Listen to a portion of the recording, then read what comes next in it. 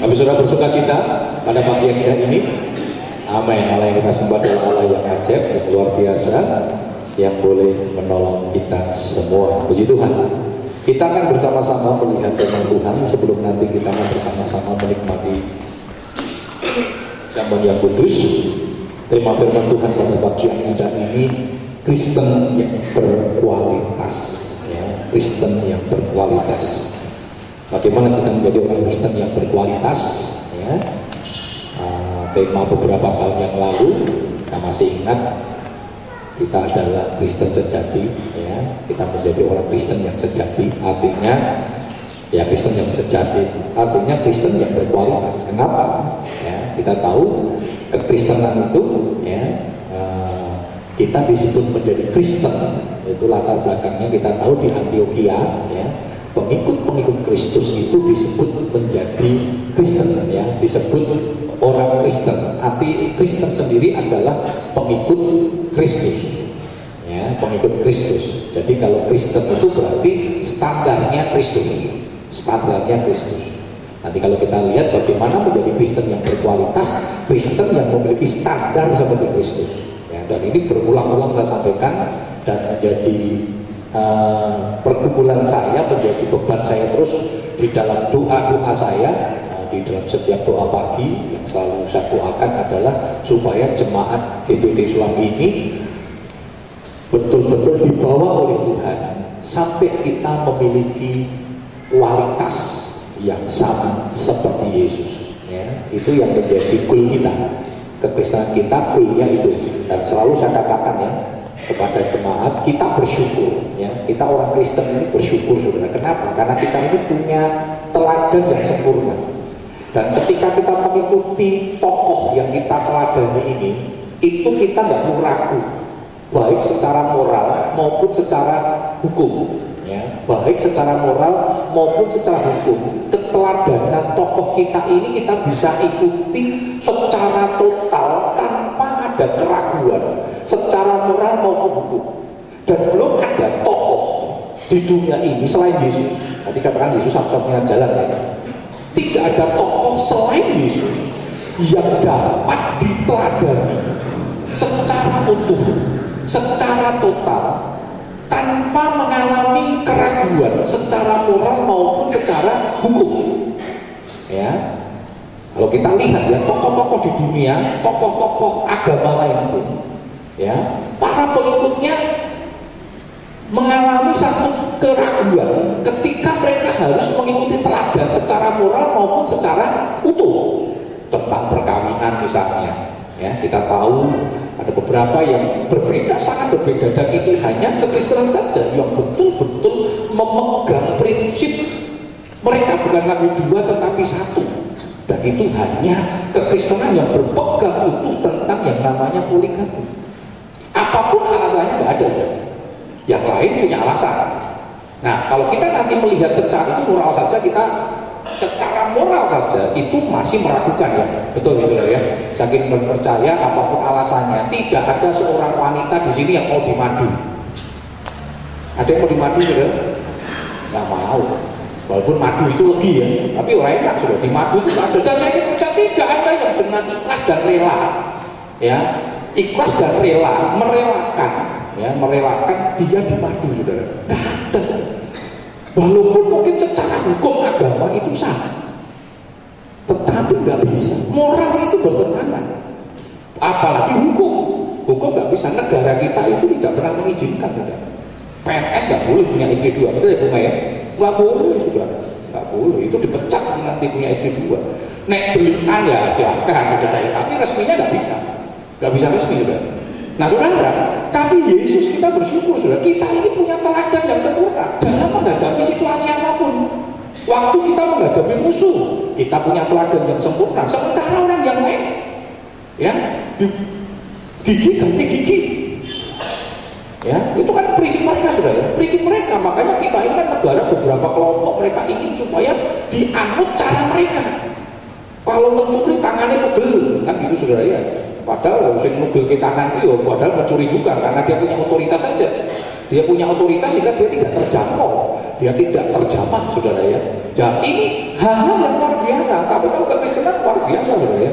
Tampar pipi kanan, berikan pipi kirimu, ya. Tampar pipi kiri, berikan pipi kananmu, saudara. Luar biasa ya. Itu tidak melanggar aturan apapun. Jadi kita bersyukur, saudara. Kita punya teladan yang sempurna. Yang menjadi persoalannya kita pada pagi yang indah ini, kita ini tidak pernah mengikuti teladan itu dengan utuh. Persoalannya gitu ya. Teladannya sudah sempurna, teladannya sudah lengkap, teladannya sudah utuh. Kita ini masalah mengikuti teladan itu. Ini persoalannya, saudara. Makanya firman Tuhan katakan ya, marilah datang kepadaku yang letih dan beban berat, aku akan memberikan teladan baru dan belajarlah kepadaku. Persoalannya kita ini tidak pernah mengikuti teladan itu dengan utuh. Ya, kita ini seringkali memilih-milih. Nah, sekarang kita nanti mau belajar tentang Kristen yang berkualitas. Kristen yang berkualitas itu seperti apa? Jadi kalau mau kata Kristen itu sendiri jelas, pengertian Kristen jelas, pengikut Kristus. Jadi Kristen itu berarti pengikut Kristus yang harusnya memiliki standar hidup seperti Kristus. Coba kita lihat dulu dalam Ibrani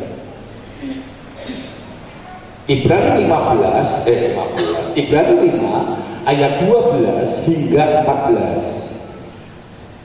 Seundang kita berdiri, kita mau baca ayat ini bergantian.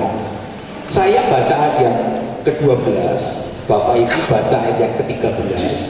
Ayat 14 kita baca bersama-sama, ya. Ayat 14 kita baca bersama-sama. Ibrani 5 ayat 12 hingga 14.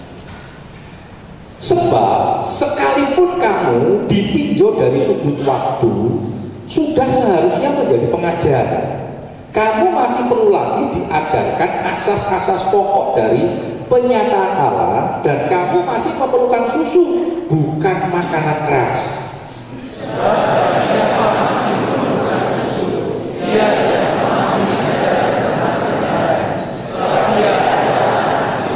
Tetapi makanan keras adalah untuk orang-orang dewasa yang karena mempunyai panca indera yang terlatih untuk membedakan yang baik daripada yang jahat. Puji Tuhan, silakan duduk. Bapak Ibu Saudara, ternyata di sini kita melihat kekristenan itu bukan masalah waktu atau durasi waktu atau panjangnya waktu kita menjadi orang Kristen. Tetapi kekristenan itu masalah kualitas hidup rohani. Jadi jangan pernah bangga menjadi orang Kristen yang sudah berpuluh-puluh tahun kawakan, tetapi tidak memiliki kualitas hidup rohani yang baik. Sehingga tadi digambarkan seperti anak kecil.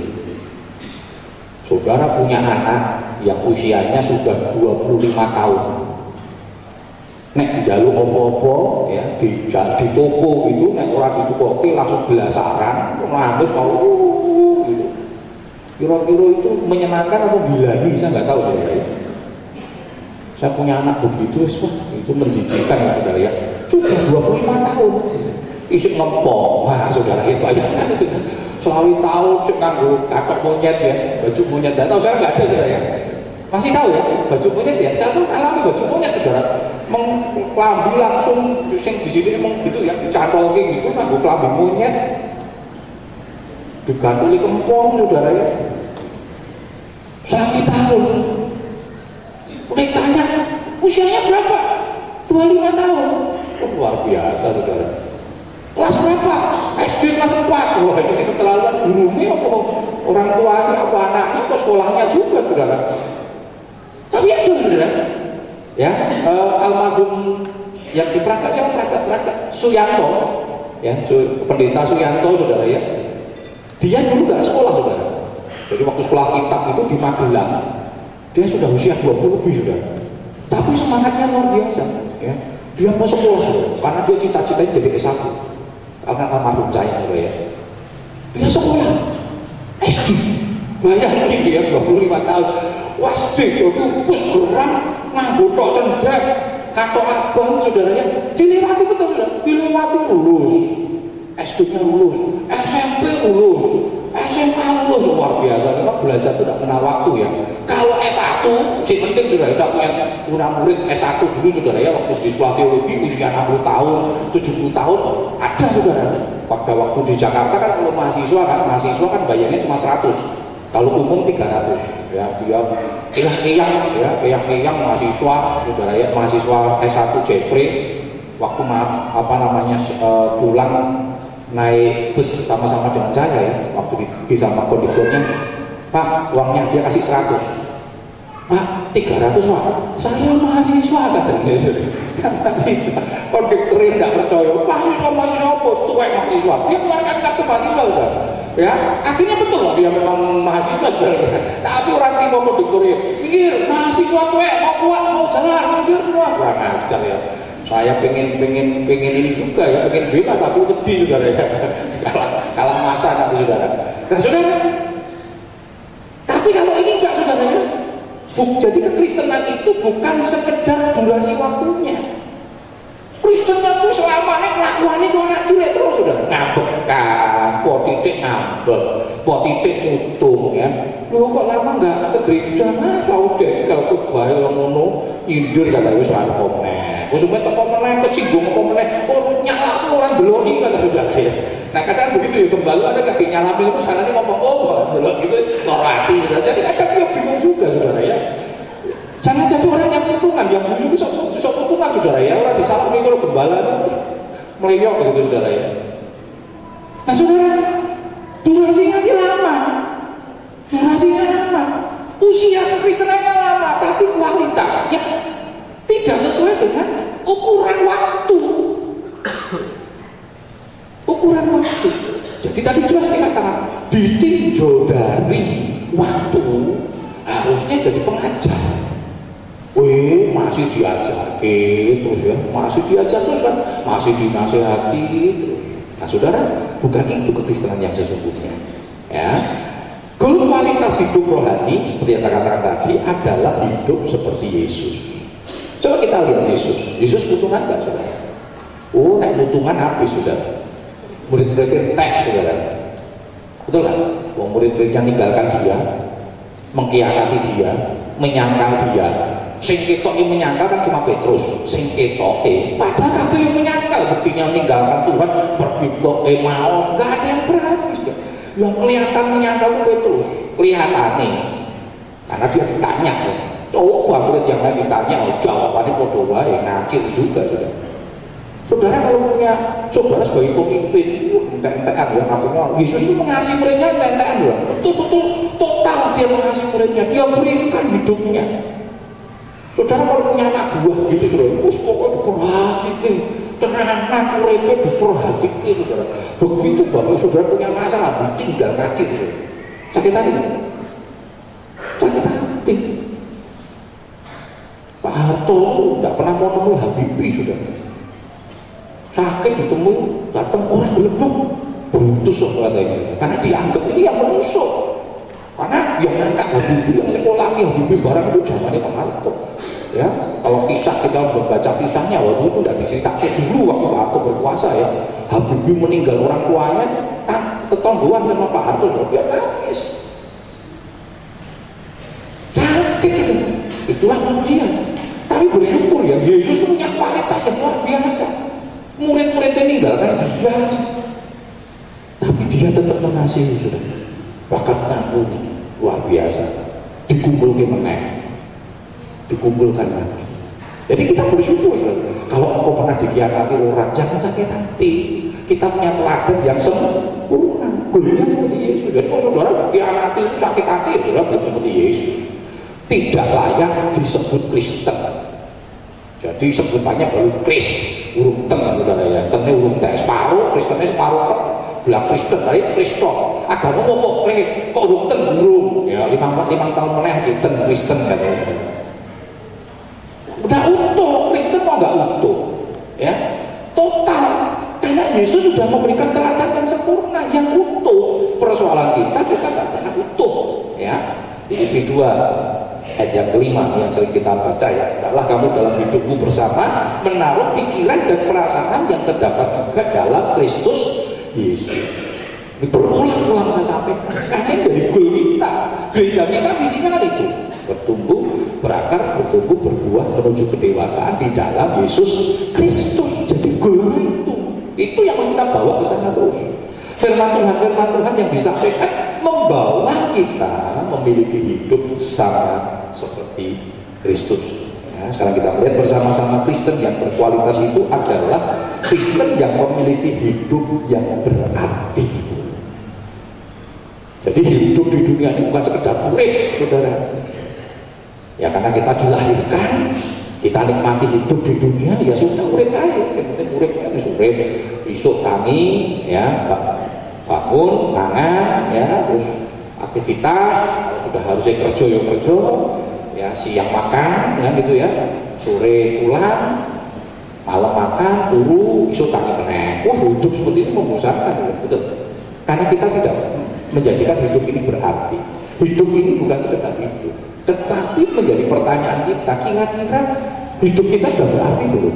Ya, hidup kita sudah berarti belum? Hidup yang berarti itu artinya apa? Hidup yang menjadi berkat bagi banyak orang. Sudahkah hidup menjadi berkat bagi banyak orang? Kalau yang ulang tahun saya seringkali kata-kata ya, selalu diberkati untuk menjadi berkat. Ini tujuan kita, saudara. Waktu Tuhan memberkati Abraham, ya, dikatakan aku akan memberkati engkau supaya engkau menjadi berkat bagi banyak orang. Jadi kalau kita selalu minta berkat sama Tuhan, saudara harus tahu apa itu prinsip berkat. Berkat bukan untuk diri kita sendiri. Jujur, saudara minta berkat tujuannya itu apa? Diri kita sendiri. Naik pagi, bangun pagi, apa yang didoakan? Ayo, bersyukur atau minta berkat? Hah? Bersyukur ide, saudara. Berkati, wah banget. Terima kasih Tuhan, saya sudah bangun, bersyukur kan. Berkati kami hari ini Tuhan, pekerjaan kami diberkati, genamis Tuhan. Kayak, jalan berkati, oke, saudara. Bersyukur banget. Saudara, kuncinya kita minta diberkati harus tahu. Kita diberkati supaya menjadi, sudah jadi berkat belum? Suami-suami sudah jadi berkat buat istri dan anak-anakmu belum? Istri-istri sudah jadi berkat buat suami dan anak-anakmu belum? Sudah jadi berkat buat tetangga belum? Buat tetangga gendro, masalah arisan ribut, PKK ribut, ya saudara. Di kampung saya di Solo, saudara, wadah ketua PKK makin diganti ya. Luar biasa, PKK kok seumur hidup kayak Pak Karno aja presiden seumur hidup, saudara. Diganti, begitu diganti saudara, dia elek, saudara. Luar biasa, ini kedudukan ketua PKK saudara. RW ya, saya RW, saudara. Dari 3 RT mau pemilihan, dipengaruhi, bukan dipengaruhi, saudara. Milih itu. Mau pemilihan RW, saudara, dipengaruhi. Karena ada 2 yang bersaing. Nah supaya tidak berkait, saya dicerdai. Pak Agus tak calon jadi RW ya. Pak Agus jadi RW ini, Pak Agus jadi RW aman nih, orang mesti protes katanya. Pak ngurusi jemaat, ngumpet ngurusi warga, saya bilang. Ngumpet lagi saudara. Ya, jadi RW itu ngumpet sudah dipanggil lurah, kelurahan, rapat kelurahan, nanti ada BLT ya. BLT itu, wah masalah saudara. Mengedunke bantuan langsung tunai saja masalah. Ada RT-nya tuh yang dimusuh sama warga. Sampai dia bilang, warga datang sama saya, Pak Agus, buat ditegur, Pak Agus kan deket sama dia. Loh kenapa? Karena saya dianggap sesepuh sudah di situ. Wah itu masuk BLT-nya, RT-nya juga di media kan suka, Pak. Masuk nggak dibagikan ke warganya, dia jikut diri. Loh, ngerti nih dia jikut nih. Pak, pas pembagian BLT Pak, dia belonjol. Dulu itu Pak motor, waduh belonjok nih matahari ya. Itu kan pasti itu kalau BLT. Waduh, orang kok berpikirnya picik ya. Enggak tenang Pak. Oh itu naik setiap pembagian BLT mesti belonjok katanya. Terus saya tanya ini ya, maaf ya Pak ya, Pak RT saya bilang. Saya mau tanya daripada nanti jadi masalah ini ya. Saya tanya dulu, nanti tak dikasih jawaban sama mereka. Apa Pak RT ini jiko BLT gitu. Nek ngambil yo ojo lah wong jenengan ku mampu, saya bilang kok dibagi ke keluarganya. Enggak Pak, Lah katanya nek pas ambil BLT itu pas Anda mesti blonjo. Lah ya waktu nek blonjo mosok recek blonjo kata dia. Terus dia tunjukkan listnya, lupa nggak ada betul sudah. Bayangkan ya, jadi RT kira enak, jadi RT yang enak, ada yang jadi RT. Ya, buat Bani RT lama sekali sudah bersyukur dia masih bertahan si Solomo saudara. Biasanya RT kurus-kurus saudara. Stres ngurusi warganya. Ngerti? Stres saudara. Makanya waktu dia bilang, aku sudah, saya bilang, saya mau saudara. Saya nak jadi sesepuh saja saudara. Jadi penasihat kan enak saya. Penasihat itu enak saudara.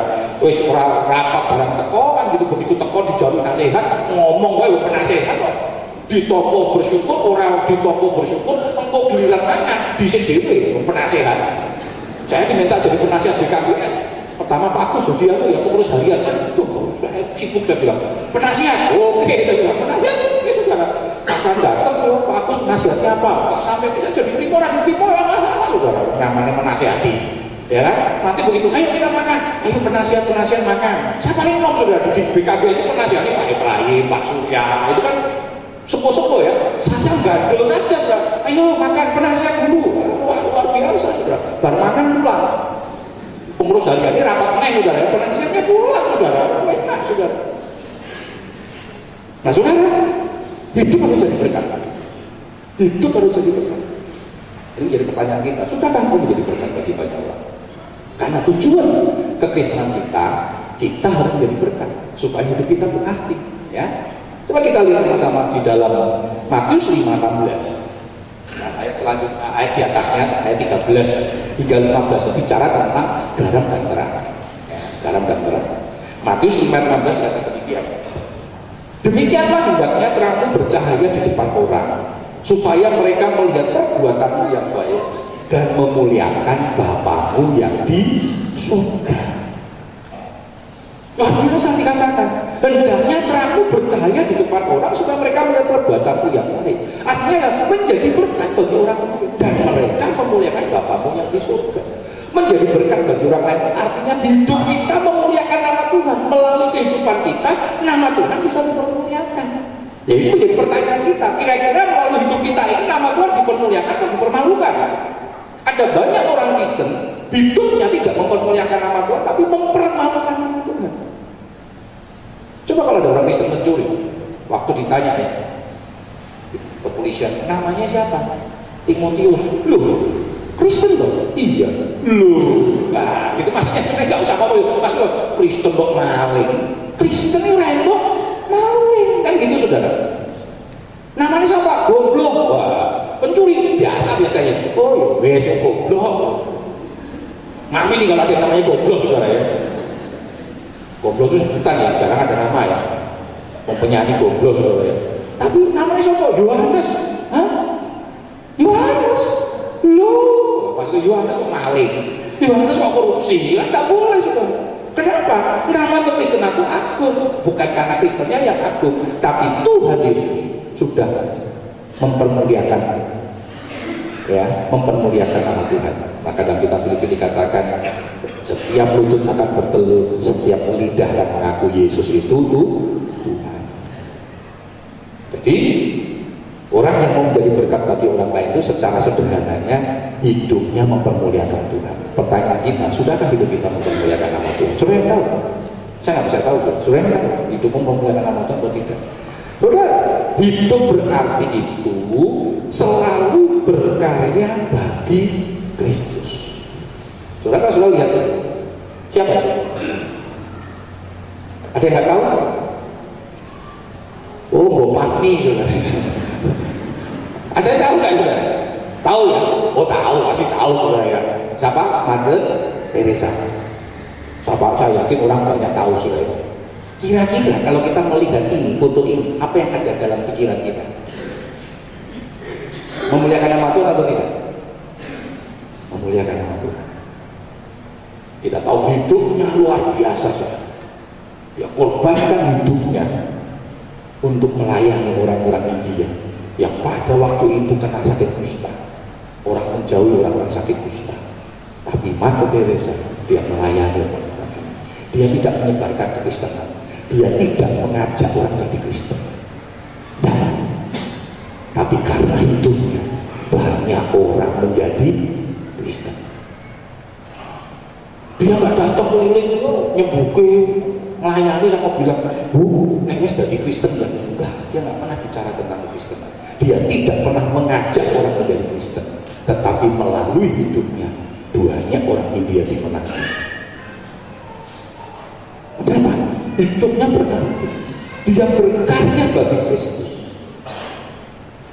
Filipi 1:21-22 dikatakan demikian, karena bagiku hidup adalah Kristus dan mati adalah keuntungan, tetapi jika aku harus hidup di dunia ini, itu berarti bagiku bekerja memberi buah. Ayat selanjutnya dikatakan oleh Paulus, aku bingung diperhadapkan kepada dua pilihan. Kenapa? Karena mati itu keuntungan, dia bilang. Di pihak lain dia ingin cepat mati karena dia mau menikmati kehidupan yang indah bersama dengan Tuhan di surga. Itu Paulus. Kenapa Paulus bisa ngomong begini, saudara? Paulus tidak nikah. Coba kalau Paulus nikah ya, wah aku pengen cepet mati, mesti kan istrinya ngomong, aku mikir, tanggunganmu sih oke, anakmu lagi SMP, SMA kan gitu saudara ya. Coba ada suami ngomong sama istrinya, wah hidup bagiku adalah Kristus, mati adalah keuntungan. Mati berarti enak ya, terus aku tak sebayang ya, tolong berdoakan, aku tak mati baik. Oh istrinya ngaco ya. Dulu ada seorang hamba Tuhan di Cirebon, saudara. Kamu buat dari budi, saudara ya, muangannya oke, terus nggak muangan jos tengah, saudara. Ditegur yang aslinya, Pak, lo iki mangan lagi Joko. Jawabannya sederhana, saudara.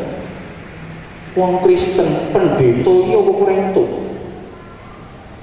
main rento, medok rento, judi rento, ya kan tidak boleh merokok rento, sing itu mangan kata saudara. Lu mangan wae kata dia. Istrinya bilang mangan bae. Engko nek loro piye? Alah loro paling mati kata saudara. Loro mati, mati kan di surga. Kowe nek mati kok tinggal di surga. Lah kita ini anakmu sing cilik kata saudara. Akhirnya mati betul saudara.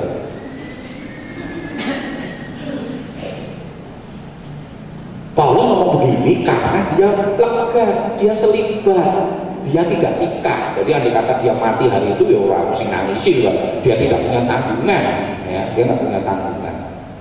Paulus berkata di pihak lain yang pulang, tapi ada tuntutan dia harus bekerja untuk Tuhan.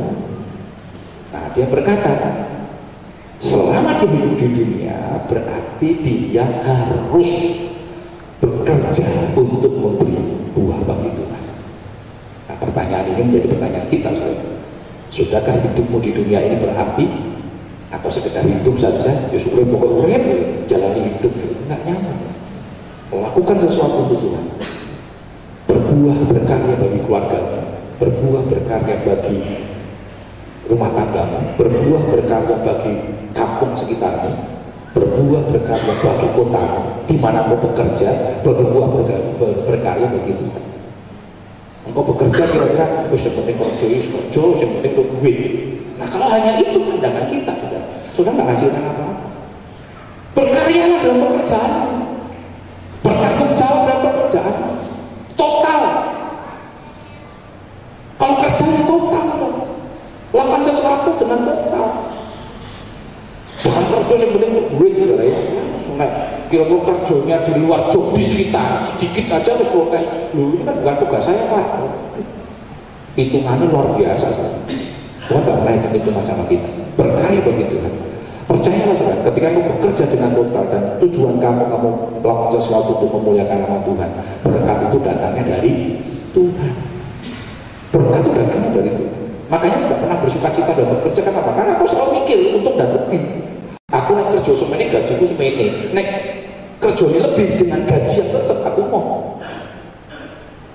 Kelihatannya baik, tapi nggak seperti itu. Kalau kau memandang bahwa berkat itu datangnya dari Tuhan, maka kau bisa bekerja dengan total. Dan ketika kau bekerja dengan total, melalui pekerjaanmu nama Tuhan dipermuliakan. Ya. Selanjutnya, Kristen yang berkualitas adalah memiliki tingkat kedewasaan penuh.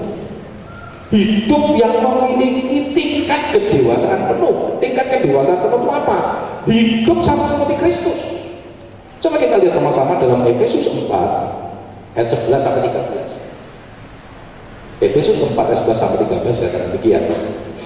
Dan ialah yang memberikan baik rasul-rasul maupun nabi-nabi, baik pemberita-pemberita Injil maupun gembala-gembala dan pengajar-pengajar, untuk memperlengkapi orang-orang kudus bagi pekerjaan pelayanan bagi pembangunan tubuh Kristus, sampai kita semua telah mencapai kesatuan iman dan pengetahuan yang benar tentang anak Allah, kedewasaan penuh dan tingkat pertumbuhan yang sesuai dengan kepenuhan Kristus. Standar kedewasaannya itu hidup sama seperti Yesus, utuh. Artinya hidupnya Yesus itu utuh, kita teladan. Nah, untuk itu Tuhan kirim, dikatakan tadi, rasul, nabi, pemberita Injil, gembala dan pengajar, ya, untuk memperlengkapi orang-orang kudus bagi pekerjaan pelayanan pembangunan tubuh Kristus. Tuhan kirim itu ada 5 jawatan: nabi, rasul, penginjil, gembala dan pengajar. Nah, kita nggak bisa ngomong begini, saudara. Ya, yang tahu itu cuma Tuhan yang kasih karunia sama kita. Ada orang bilang, aku nabi, aku rasul, nggak bisa, saudara. Orang bisa disebut dia nabi atau rasul bukan karena omongannya dia berkata aku nabi, tetapi dia nabi atau rasul itu kita bisa lihat melalui karyanya, bukan pernyataannya. Jadi kalau dia bilang, oh saya ini dikasih jabatan sama Tuhan itu nabi, itu ngomong kosong, itu sombong. Karena nabi, rasul, penginjil, pengajar, gembala itu bukan karena orang itu ngomong, tetapi karena karyanya kita bisa melihat, oh ini penginjil. Sekarang sudah salah kaprah ya.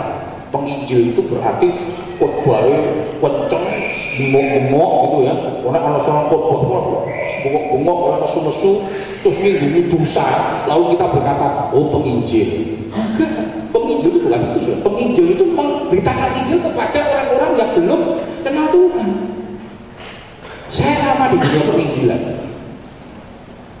Bahkan saya dulu pernah sempat ngomong ya, dengan pimpinan sekolah kitab. Saya berkata, saya nggak mau jadi gembala, saya mau jadi penginjil. Karena saya merasa panggilan saya di situ juga. Beberapa GPDI kan kita tahu sudah, GPDI kalau sekolah kita tuh arahnya selalu gembala terus.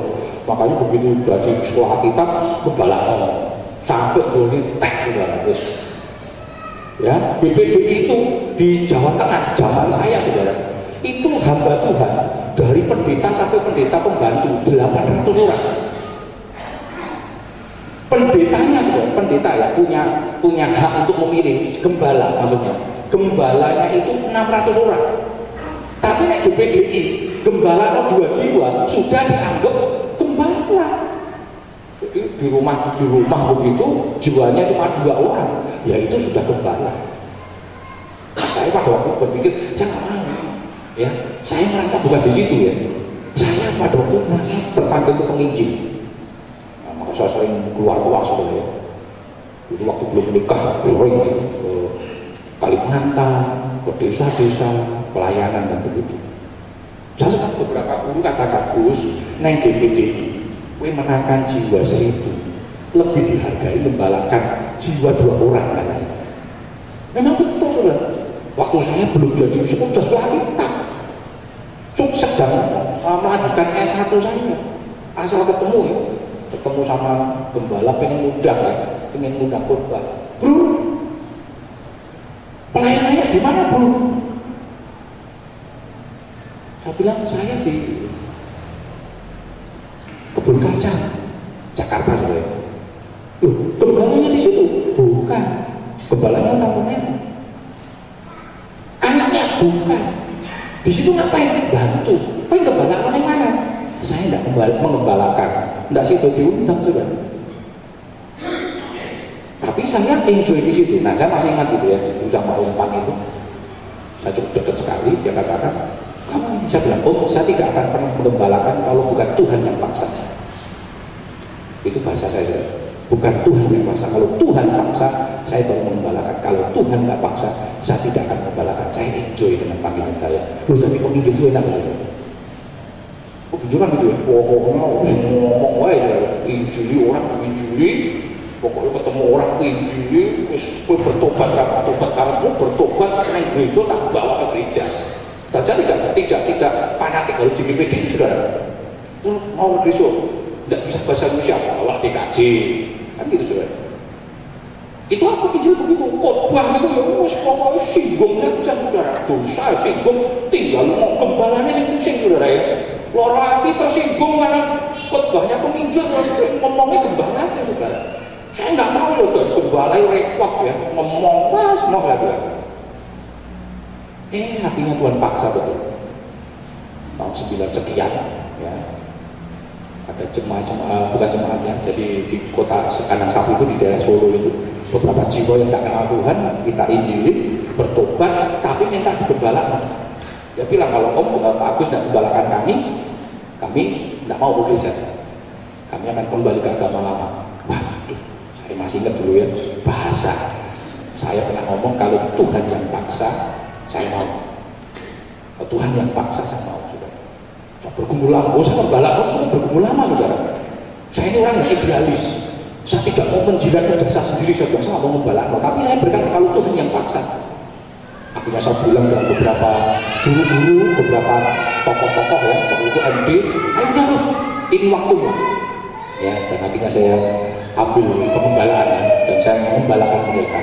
Nah, sekarang beberapa teman-teman ngomong, Gus, kita demblok saiki hati gembalamu ini wis luwih hebat kok penginjilanmu ya.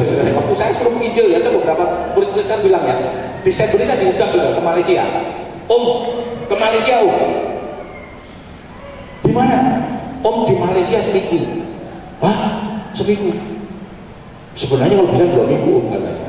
Nanti kita akan jadwal keliling ke Malaysia.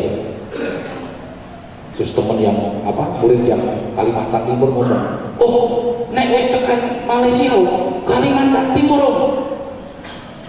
Pirang dino? Seminggu Om. Jadi toko Malaysia Om langsung bablas Kalimantan Timur.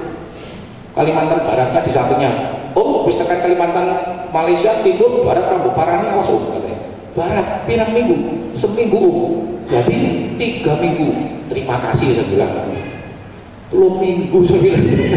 Ninggalkan pembalaan 3 minggu saya itu ninggalkan sudah tinggalkan itu waktu rasanya paling banter sekali saja lah.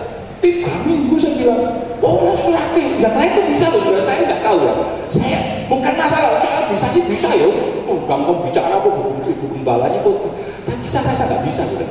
Makanya pada waktu di Israel kemarin, saya jadi pemimpin rohani, itu kan harus melewati 2 minggu. Saya bilang begini, ya pemimpin rohani community ya, Remaki ya. Saya mau bimbing kalian dengan catatan ninggalin minggu sekali saya bilang. Nek orang aku mau bimbing boleh pembimbing dewi. Mati saudara. Nek pembimbing pengalaman mau urung tahu orang Israel, ya bisa dengan Israel aja kok. Kemakiannya luar biasa loh, harus pembimbing terus kemaki saya orang kemaki dihargai itu saudara. Nggak mau silakan saya bilang. Tapi ya caranya bisa mangkat Senin. Nah Senin kan mangkatan kalau 10 hari kan melewati cuma 1 minggu loh. Nek mangkat Rebo melewatinya 2 minggu. Senin, ya wis terserah Pak pembimbing ya saudara. Kalian yang menyesuaikan jadwalnya pembimbing sibuk kok saudara. Luar biasa saudara. Saudara, tujuannya apa? Melengkapi supaya kita bertumbuh.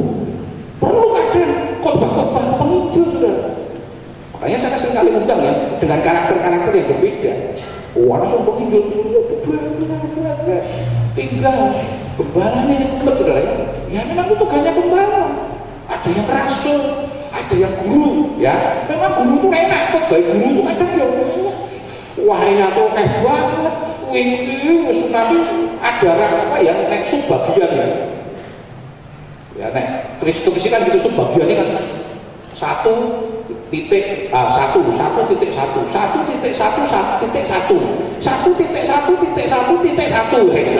itu sub bagiannya saudara ya. Nek skripsi kan begitu ya. Nek pengajar kan begitu so. Kelingan bekerja kayaknya seperti Ibu Maria Ipan saudara. Itu guru. Wah, nek khotbah gitu ya. 1,5 jam. Waduh. Itu saya sedelok saudara. Padang itu jemaat sana tuh kadang sok nakal-nakal karena sudah deket sama saya juga ya. Jadi nanti saya naik pas khotbah, ya pas khotbah gitu, teman-teman yang muda-muda itu ya dulu pernah seangkatan sama saya waktu saya jadi pekerja. Ya, dia bilang gini, Agus, engkau naik khotbah, doa nih, ojo diserapi tante Mary, kurang ajar saya bilang, gembala nih kurang ajar. Lu kenapa? Engkau sesi kedua, sesi kedua khotbah aja panjangnya luar biasa. Saya bilang gembala, guru itu orang pikirannya itu sembahyang ke kabeh. Kok ora seneng? Nek iso sembahyang singkat-singkat lah ya. Makanya doa itu 5 menit itu panjang loh, betul nggak? Nek nonton sinetron 5 menit cepet. Nek doa 5 menit, panjangnya luar biasa loh. Dirasani mesti. Ya, aku sing ujian diomongin, nek ngomong doa, ngomong doa aku suwe banget ya. Tapi dia guru sudah, memang guru. Kalau ngajar luar biasa, uangnya luar biasa. Padahal usianya tahun lebih. Repot banget luar biasa. Paduan suara ngalamin, paduan suara waktu itu ya. Yang ke Solo paduan suara ya. Wah ngalamin. Solo memang biasa saudara. Dulu kalau di Solo itu orang Solo sudah terbiasa. Saya latih saudara ya. Terus mau berapa jam nikmati saja. Rumahnya juga sekitar gereja.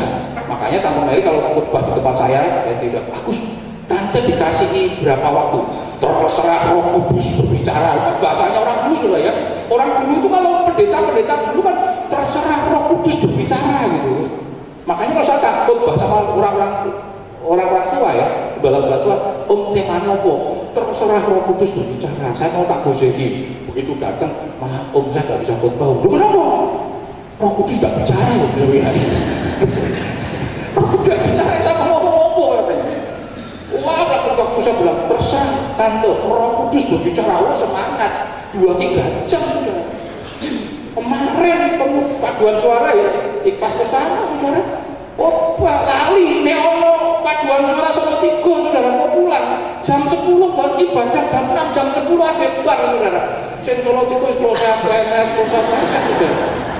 Sing Solonya tenang-tenang, karena ya pikir itu mulai burung mana, itu jam 10 itu baru selesai. Ya, nyanyinya terakhir mana sudah ya. Nyanyinya habis depan, nyanyi lucu-lucu kabeh saudara. Tapi itu guru, yang maklum saudara. Ada guru beberapa kali ada yang guru ya, saya undang guru saudara. Jangan bosan, guru itu pengajaran. Pengajaran itu penting saudara. Ya, pengajaran itu penting. Sekarang itu orang kehilangan pengajaran, nggak diajar. Nah tujuannya apa? Untuk melengkapi supaya kita mencapai kedewasaan penuh. Saudara, dewasa rohani berarti tidak diombang-ambingkan, tidak mudah diombang-ambingkan. Ayat selanjutnya ya, Efesus tadi ayat selanjutnya ayat 14 hingga 15 dikatakan demikian. Sehingga kita bukan lagi anak-anak yang diombang-ambingkan oleh rupa-rupa angin pengajaran, oleh permainan palsu manusia dalam kelicikan mereka yang menyesatkan, tetapi dengan teguh berpegang kepada kebenaran di dalam kasih kita bertumbuh di dalam segala hal ke arah Dia Kristus yang adalah kepala. Orang yang dewasa tadi itu tidak mudah diombang-ambingkan oleh rupa-rupa angin pengajaran. Sekarang pengajaran banyak sudah. Kalau sudah nggak hati-hati, makanya kami hamba-hamba Tuhan itu harus betul-betul mengawasi hidup kami. Firman Tuhan katakan awasilah ajaranmu. Jangan mudah nanti lihat pengajaran baru diterapkan. Saya bukan anti pengajaran baru, tetapi saya punya screening yang kuat untuk pengajaran baru. Setiap pengajaran baru saya nggak mau tolak, tapi juga saya tidak mau langsung terima. Saya cek dan dicek dulu tentang kebenaran firman Tuhan. Dulu di kota Jakarta ada beberapa gereja-gereja ya, yang dianggap oleh orang-orang karismatik ustaz, orang-orang karismatik gitu biasanya, itu dianggap sesat. Kita ini hati-hati sudah, jangan cepet-cepet mengeluarkan kata-kata sesat. Dulu kita ini orang karismatik ustaz paling cepet politik sesat. Ya, senjata ini kan sesat juga ya. Sesat. Saya sekolah kitab di Institut Filsafat dipanggil sama guru-guru ya, sesat. Waduh. Tapi sekarang bersyukur ya, mulai berkembang, mulai maju. Tetapi juga jangan cepat menerima. Artinya semua harus screen dulu. Dicoba diuji dulu. Betul nggak sesuai dengan kebenaran firman Tuhan? Waktu saya dengar gereja begitu, saya sengaja datang sudah. Saya sengaja datang untuk ibadah di sana. Saya ingin tahu benar enggak yang dikatakan oleh orang-orang itu. Bukan langsung mengklaim ini sesat, dan sebagainya.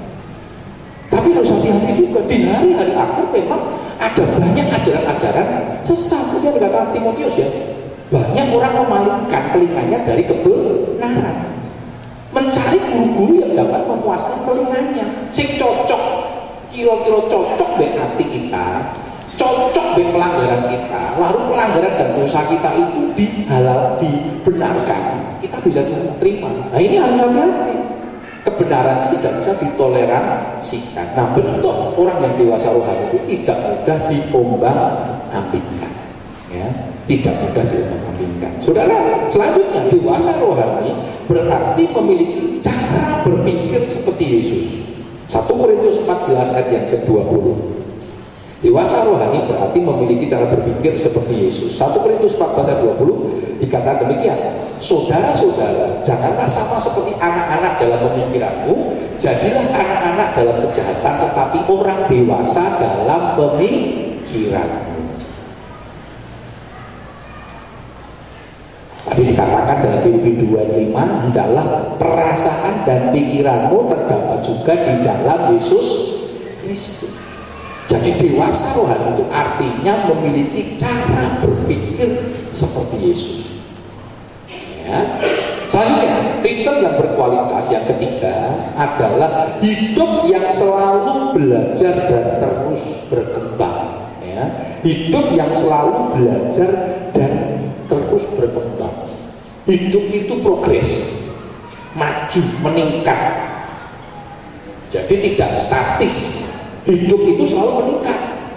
Tadi dikatakan ya Ibrani, dilihat dari sudut waktu harusnya jadi pengajar.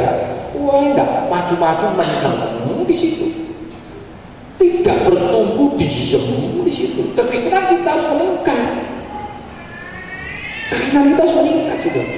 Progres dan berkembang. Karena itu kita harus terus belajar. Hidup ini sebuah pembelajaran, betul. Ada 3 macam pendidikan. Ada 3 macam pendidikan. Yang pertama pendidikan formal. Pendidikan formal itu seperti SD, SMP, universitas. Nah itu biasanya kelulusannya itu akan diberikan ijazah, bukan ijabsah, saudara ya. Nah ijabsah itu nikah, saudara. Ijazah itu pendidikan formal. Yang kedua pendidikan non formal. Non formal itu bentuknya kursus. Nah ini biasanya ada, saudara ya, kursus-kursus itu juga mereka harus didaftarkan ya. Biasanya diakhiri dengan sebuah penghargaan namanya sertifikat. Dan ada yang ketiga, ini yang penting, yaitu pendidikan informal.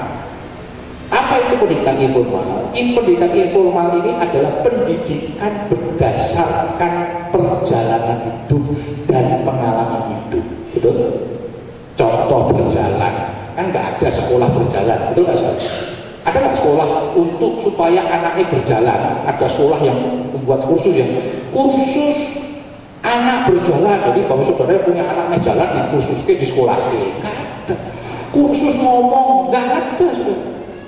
Makan nggak ada. Itu kan proses pembelajaran yang ngajari siapa? Ya bapak ibunya. Nek bapak ibu senengane mulut, saudara. Anaknya yang makannya mulut. Mama saya senangnya mulut, papa saya nggak bisa, saudara, nggak bisa mulut, pakainya selalu sendok dan garpu.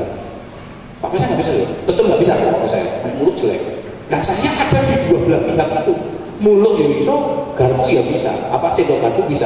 Tapi perjalanan hidup ternyata saya nggak senang mulut. Ya saya nggak senang mulut, saudara. Istri saya orang Jakarta senang mulut. Nek senang mulut, saudara. Pangan jangan asemnya di pulau, sudah gini rasanya. Waduh, saudara. Terus makan. Lu senengannya pulau, nggak bisa pakai sendok loh, saudara. Jangan asem ya, nek makan ayam goreng gitu ya. Bisa, jangan asem. Bakso di pulau kayak gini. Loh, saudara, itu sebuah pembelajaran berdasarkan pengalaman hidup, betul nggak? Pusing, luka ya. Saya nggak tahu kalau di Salatiga. Saya punya orang tua dulu naik luka. Itu cari apa? sawang. Ada kalau ini pengalaman ada nggak di sini sawang ya? Sawang ada ya, ada ya. Jadi nek luka itu digulek ke sawang sudah. Cek dulu saya gulek apa? Untuk zaman dulu kayak sawang. Karena apa? Rumah-rumahnya kan mesti bambu. Rumah saya kan bukan model orang plafon kan saudara. Sekarang ada plafon gulek sawangnya saudara. Tembok kabeh gimana oleh sawang. Dulu begitu sok luka saudara. Cekul saya gulek ke sawang sudah. Gampang zaman dulu. Sekarang gulek ke sawang. Bener sama tiga sudah. Tapi kan pengalaman hidup ya. Anak sekarang mana tahu. Nabi kan nggak ngerti ya. Nek dia punya sawang, takkan dia bisa ribut sama keluarganya. Neneknya pernah tanya, Agus mau pengen apa? Mau pengen laba-laba apa gitu loh ditanya. Takut kok Jowo semuanya mau pengen apa gitu loh. Neneknya bukan nggak suka sama laba-laba. Ngapain laba-laba? Saya itu pekemu, laba-laba bukannya takut ya, saya itu udah pekemu. Anak-anak kami itu udah nakal itu. Sudah habis saya cerita kemarin, saya sudah lepas burung saudara. Untung nggak ngambil sendiri saudara.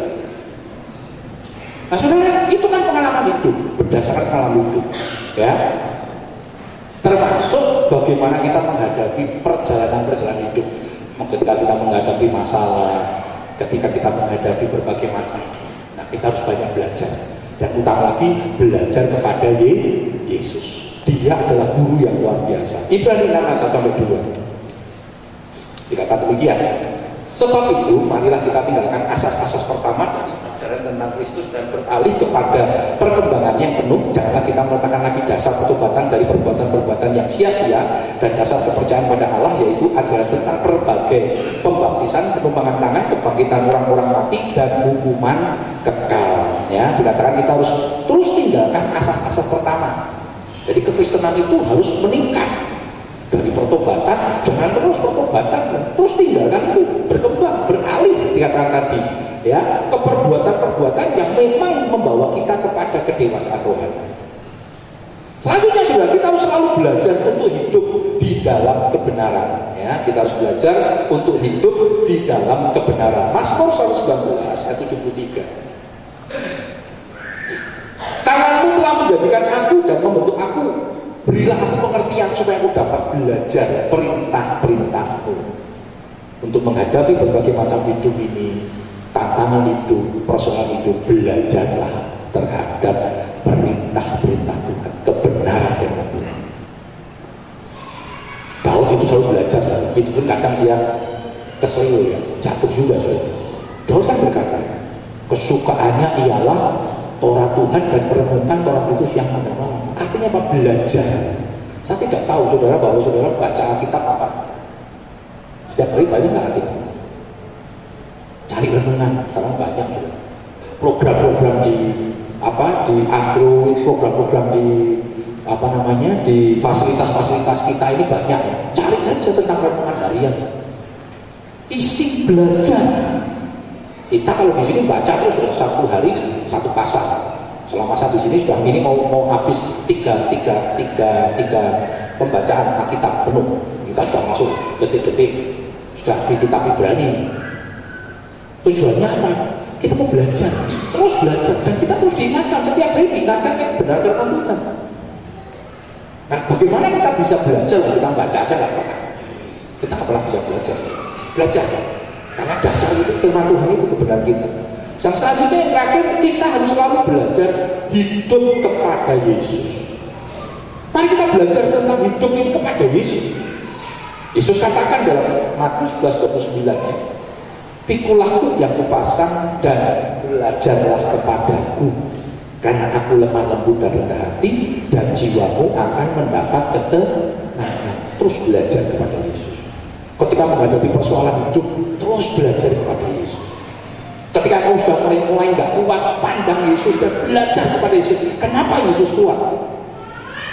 Saya kira percaya tidak ada tempat ini yang punya persoalan lebih hebat daripada Yesus mengalami. Penderitaan yang Yesus pernah alami. Kok saya tidak percaya kita tidak lebih hebat penderitaan yang kita alami daripada Yesus pernah alami.